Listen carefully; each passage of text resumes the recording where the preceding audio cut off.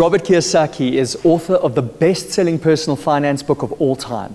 He's a financial maverick whose renegade views have changed the way that tens of millions of people think about their finances. He has a secret. It's what the rich know about money that the poor don't. What most people do, because they have no financial education, they want some person to tell them what to do. So one of the worst questions I have heard, probably, if not 10 times, probably 100,000 times, is I have $10,000, I have $1 million, whatever. What should I do with my money? And I suspect some of you are out here today hoping I'm going to tell you what to do with your money. And ladies and gentlemen, I am an educator, not a parasite, okay? I am not here to tell you what to do with your money. My only advice is, if you don't know what to do with your money, keep your mouth shut. Because if you raise your hand and says, hello, I'm an idiot, I know nothing, and I got $1 million, what should I do with it? You'll have more friends than you can count, you know what I mean? How many people know exactly what I'm talking about here? Everybody knows what to do with your money, and that idea is give it to them. So I'm not going to give you answers. Education isn't about answers. So the decision is this: do I leave here today and I'm just going to turn my money over to the bank? Or am I going to invest in my financial education? One takes longer. And there's no guarantees. But you have a better chance. That's all I'm saying.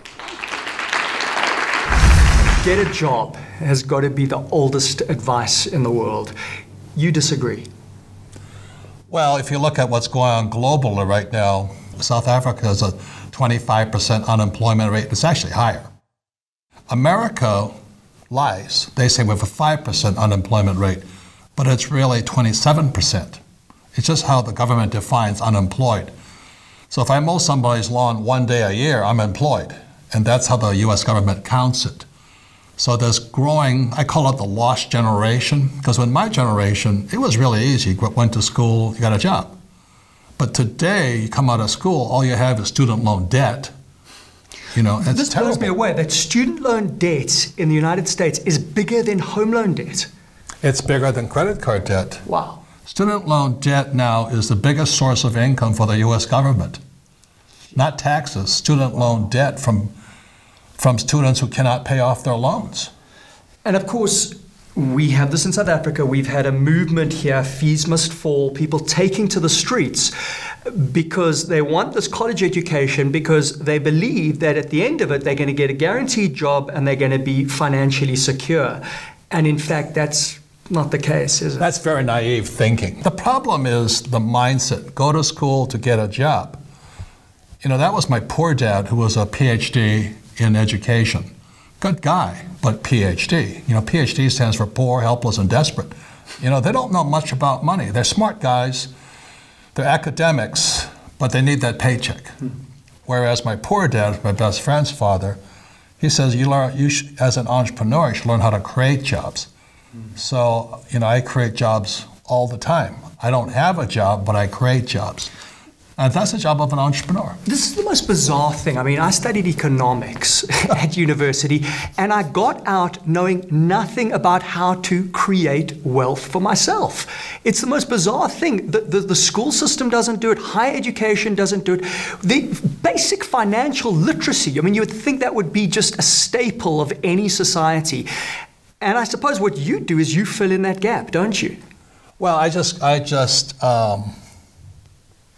I criticize it, and it has to be criticized, because I studied economics too. I learned nothing also, M1 and M2 and M3 and this, and it's important to know, but it's not going to make you any money. Should everyone be an entrepreneur? Everybody is an entrepreneur, like it or not, but they go to school and they're trained to be an employee, and they're trained by employees to be an employee. That's the tragedy, and people don't pick that up. In my neighborhood, I live in a very affluent neighborhood in Arizona, Scottsdale, Phoenix, Arizona. This young girl comes around, she put herself through college babysitting. She's an entrepreneur. Do you know what I mean? She just comes up, she says, I don't need a job, I'll babysit. She can babysit 5 kids at a time. She charges $20 an hour. Can you imagine that? She's making $100 an hour. There's workers who aren't making $100 an hour.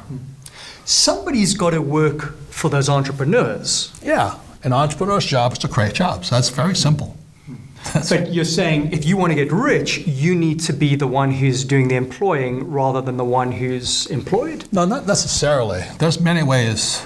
There's many ways to financial heaven, Like there's many ways to heaven. You can be Catholic, Buddhist, Muslim, Jewish, there's a lot of ways to heaven. There's the same way to getting rich. And since I really had no real skills, being an entrepreneur was the best way, because I enjoy entrepreneurship. And I don't want a job, I don't want a paycheck, I don't want a pension, I don't want any of those things. I just want my freedom. So I'm more like my poor dad, a man who had no education, than my rich dad, a PhD, poor, helpless, desperate. But he was terrified of losing his job. And when he lost his job, he was completely wiped out. He was only 50. Wow. So that's why I'm an entrepreneur. I learned from both my dads, which one do I want to be like? And likewise, my father was retrenched a number of times later in life, and it really, sucked the spirit out of him. Yeah. Because, that was what we believed you needed to do. You got a job. Right. You didn't have that, entrepreneurial mindset. But again, it's tough out there as an entrepreneur, right? Hey, you know how tough it is, right? It's hard. You're the world's #1 personal finance guru, and you've gone bankrupt, right? No, I have never been bankrupt. No. I've lost a company, but I've never gone bankrupt. Very big difference. Okay. You see that most employees think going bankrupt is terrible. Most times you lose a company, but you don't take it personally. So there's personal bankruptcy, which many employees go through. But an entrepreneur, I have 27 companies. I lost 1. That's actually a pretty good ratio. Damn right. Right. And that's the thing. We've got to be willing. You never lose. You either earn or you learn. Failure is how we learn. Success means failing. If you stop failing, you stop succeeding. So like a little baby learns how to walk by falling down, standing up, falling down, standing up. Hopefully the Springboks learn from losing to Japan, and next World Cup they'll take the World Cup back, But failure is spiritual. It should upset you so much. You want to get back there and fight back. But we have in your country and my country, well, just give me the money. Just give me the money and I'll be rich. And that's called the Entitlement Program, and that robs the spirit. See, entrepreneurship is a spirit. It's not about money. It's about this game we play. Right, and that's something that you are outspoken about, is this entitlement out there, that the government's got to take care of you, that you've got to take care of yourself. Well, it's spiritual. I don't want anybody taking care of me. I don't want the government to, give me a handout here and then. I don't think anybody owes me a living. But is capitalism not letting us down right now? We see a world in which, the gap between the rich and poor is getting wider and wider. What's causing the gap between rich and poor? School education system is obsolete. It's not preparing for the people for the real world. A world there's fewer and fewer jobs, a world where we need more entrepreneurs to create jobs, that entitlement mentality people want to be given money. Now, I'm not saying it's right or wrong. I have a lot of friends with entitlement mentality. They're police officers, they're firefighters, they put their 20 in and say, okay, government owes me a living now. If that's what you want to believe in, it's a free country. But it's not what I want to believe in. I'm an entrepreneur.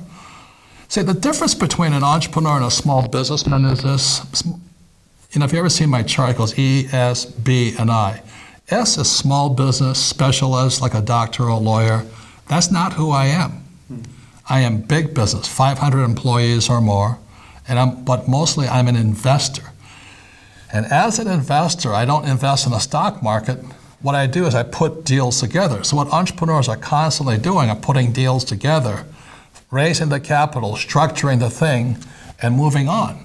That's why Donald Trump and I are really good friends. We put deals together. Some of them don't work. Big deal. But for the employee, that's failing. To an entrepreneur, I go, oh, good.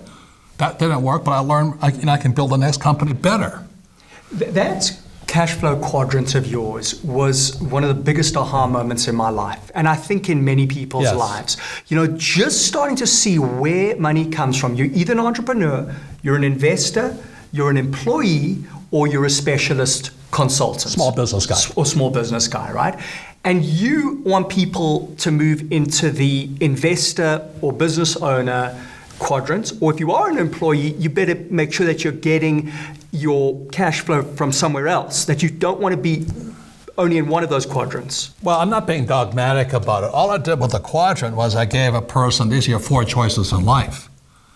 And most people only know one: go to school and get a job and be an employee and then have the government take care of you. Well, that's not my quadrant. If that's your quadrant, have a good time. The S quadrant, which is small business, that's like the golfer. You know, the golfer's a guy that's going to, they do everything on them, they take every shot by themselves, and that's most small business guys. You know, they're called tradespeople, they're called craftsmen. And a craftsman is somebody who can do their job on their own. Doctors are craftsmen, they can do their job on their own. Attorneys are craftsmen, they can do their jobs on their own. In the B quadrant, that's like a rugby team. You cannot do the job on your own. So a B quadrant guy wants the best team. I want the best players, this. It's not size, it's the love of the game, you know. The I quadrant, all they want is the best assets. So when I was old enough to make a decision, I wanted to be in the I quadrant. So I came through the E, S, B, and I to get to the I quadrant. And that's fascinating that you see an entrepreneur as a team player, because I think a lot of people see the entrepreneur as the golfer, you know, the rock star, the Branson, the Zuckerberg, you know, the Steve Jobs. But you say, no, these guys are actually more like rugby players than golfers. Right. And I play the game like a rugby team. I shouldn't criticize, but was it the Stormers versus the Chiefs, you know, Kiwi team? And the South Africa team's almost like rugby league. You know, they pitch the ball and they go straight ahead.